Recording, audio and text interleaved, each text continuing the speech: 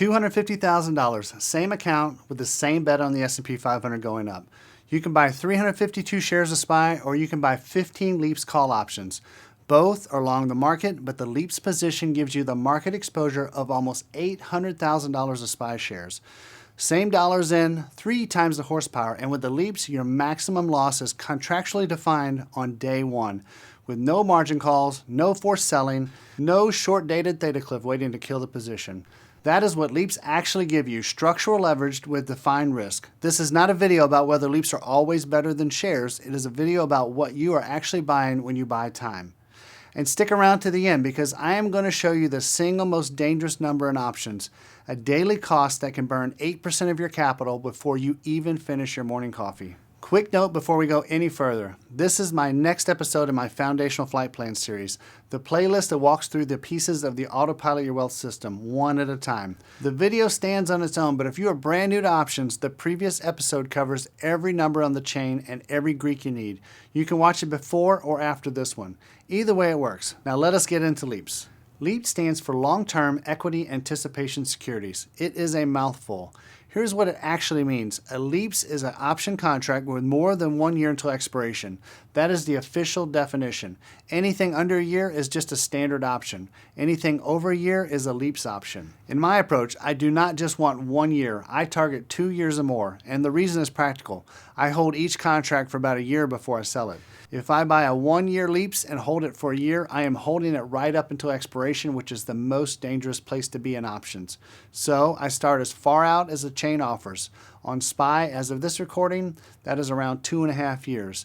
That gives me a full year of runway where time decay is almost invisible and another 1.5 years of cushion sitting behind it. So for this episode, when I refer to LEAPS, I am talking about buying the longest dated option the market will sell me and selling it long before it starts to hurt. Time is the biggest cost of owning any option. Every day that passes, a contract loses some of its extrinsic value.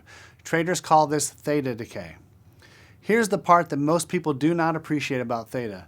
It is not linear. It is a plateau that ends in a cliff. From 2 years out to about a year out, the theta is a trickle. From a year to 90 days, it picks up, and then from 90 days to 45 days, it accelerates hard, and that final week, it is in free fall. Short-dated traders live on the cliff. LEAPS traders live on the plateau. That is the structural difference. Think of it like fuel in an airplane. LEAPS give you full tanks and room to fly to your destination without worrying. Weekly options leave you gliding on fumes, hoping you hit the runway before the market dips. And I want to put real dollars on it so you can see exactly what I mean. Another quick note on the data I'm about to show you. On the plateau side, I am pulling theta from the 10% and the money strike we are using for our LEAPS. On the cliff side, I am pulling theta at the money because at the money is where theta is the absolute worst. I want you to see the maximum danger zone, not a softened version of it. Start with our LEAPS. The $640 contract, 2.5 years to expiration. Theta is about $7 per contract per day. That is the daily cost of renting one of these contracts. Now walk that same strike closer to expiration, 1.5 years out. Theta is about $8 a day, barely moved, still on the plateau. Now step off the plateau. At 90 days to expiration, the at-the-money SPY contract has theta of about $15 a day.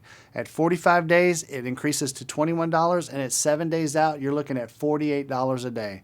That is the cliff. Let me put a frame around that last number. $48 a day of decay on a weekly contract that only cost about $600 to buy in the first place. That is about 8% of your premium every single day. If the market sits still, 1 week of sideways SPY and more than half your position is gone. Not because you were wrong on the direction, not because the market moved against you, just because time passed. You have 2 traders trading the same ETF with completely different mathematical relationships with time. The LEAPS trader pays $7 a day in rent on a contract that moves $75 when SPY moves $1. The theta is a rounding error against the P&L swings. The weekly trader pays $48 a day on a contract that is almost entirely extrinsic value, with 7 days before it is worth nothing. This is not a knock on the short-term traders. This is just how math works. The plateau is what makes everything we're about to talk about possible. Without it, you cannot run a leverage strategy on options. The decay would eat you alive. With it, the cost of carrying the position is small enough that the structural advantage actually has room to work. And this is why the LEAPS sticker price stops looking expensive once you understand what you're actually paying for. A weekly option is cheap because the time value is almost gone. A LEAPS costs more because most of what you're paying for is the time itself. You are buying runway, and runway is what makes everything else in this video possible. So if the Plateau makes it possible, now let us talk about what the structural advantage really is. We all hear the word leverage thrown around. More leverage, higher leverage, double the leverage. But what does that actually mean in dollars? Most people say the word and then they hand wave it. I want to put a number on it. The number I care about here is what we call beta weighted delta. SPY share equivalent exposure. It is how your broker platform measures the total directional exposure of a position. I am going to shorten it to beta for the rest of the video, but that is what I mean when I use the word beta. One share of SPY has a beta of 1. You own one share, you get $1 of movement for every dollar SPY moves. Clean and simple. Now take one LEAPS contract, the one we are using today. It is 10% in the money. SPY call, expiring in about 2.5 years with a delta of 75. That means for every dollar SPY moves, this contract moves 75 cents per share, and one contract controls 100 shares. So one LEAPS contract has a beta of 75. That one contract moves in dollars the same way 75 shares of SPY would. SPY is at $710 as of this recording.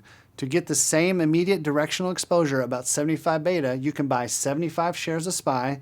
75 times $710 is $53,250. Now to get the same 75 beta with one LEAPS contract, you pay $16,431. Same directional exposure, less than 1/3 of the capital. That is leverage, over 3 times the market exposure per dollar deployed. And your maximum loss on that LEAPS contract is to $16,431, whereas 75 shares of SPY have no floor on their loss. If SPY drops 30%, those shares lose over $15,000 and you still hold a position that could drop further.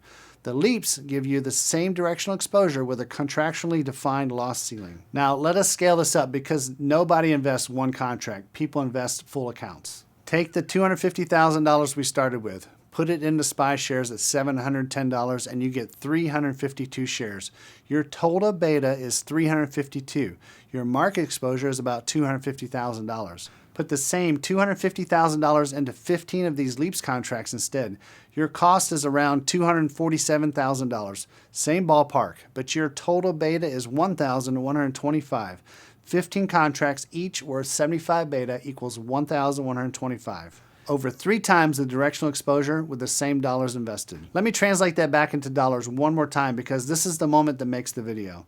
1,125 beta is equivalent to 1,125 shares of S&P 500 ETF SPY. At $710 a share, that is around $798,000 of market exposure.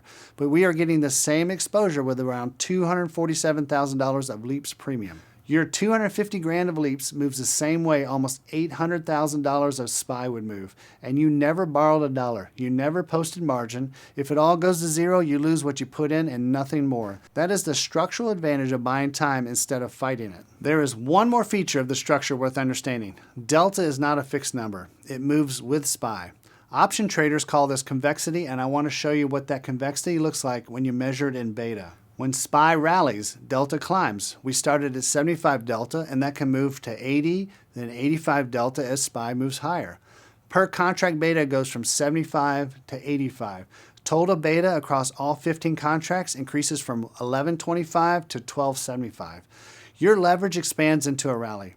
You are capturing a larger piece of every additional dollar SPY moves. When SPY falls, the opposite happens. Delta compresses.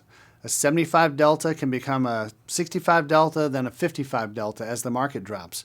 Per contract beta goes from 75 down to 55, and with that, the beta would drop from 1125 to around 825. Your leverage contracts as the market contracts. You are participating less in each additional dollar of the drop. Now, I want to make sure this makes perfect sense because it is a good thing and a mixed thing at the same time. The good part is that it cuts your exposure in a drawdown, so you're not participating in the bottom of the move the same way shares would. When the market finally turns and starts rebuilding, you are starting that recovery with less leverage than you went in with. Delta has to climb back up as SPY climbs back up. You do not get the full leverage back until SPY has recovered most of what it lost. That is still the feature you want on balance. Leverage that expands in your favor and pulls back when you need the protection. And it happens automatically because it is already baked into the geometry of a call option. It doesn't require any timing decisions, no rebalancing, it's just how the contract works. Now let me address this directly because when most people hear about margin, they get nervous. When I say leverage, a lot of people hear the word and their brain starts going to horror stories with margin calls, wipeouts, traders who owed more than they started with. That is not how this works. Margin leverage is borrowed money. The broker loans you capital, charges you interest, and reserves the right to liquidate positions at the worst possible moment if the account drops below the threshold. You can absolutely lose more than you put in. LEAPS leverage is different in every way that matters. The premium you pay is the most you can lose. That's not theory, that's just how options work. If SPY goes to zero, you lose what you paid, nothing more, with no margin calls, no interest accruing overnight, and no worries about forced sailing at the bottom. And as I mentioned earlier, we add one more approach and one more safety feature. I never hold a contract into the cliff zone.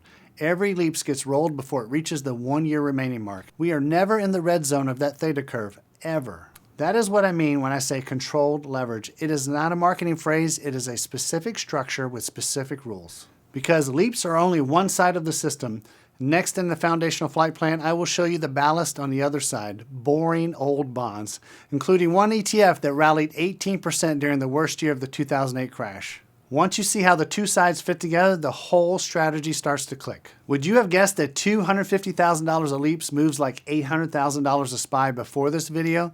Drop it in the comments. If this changed how you think about leverage, hit the like button. If you want rules-based investing content without the hype, please subscribe.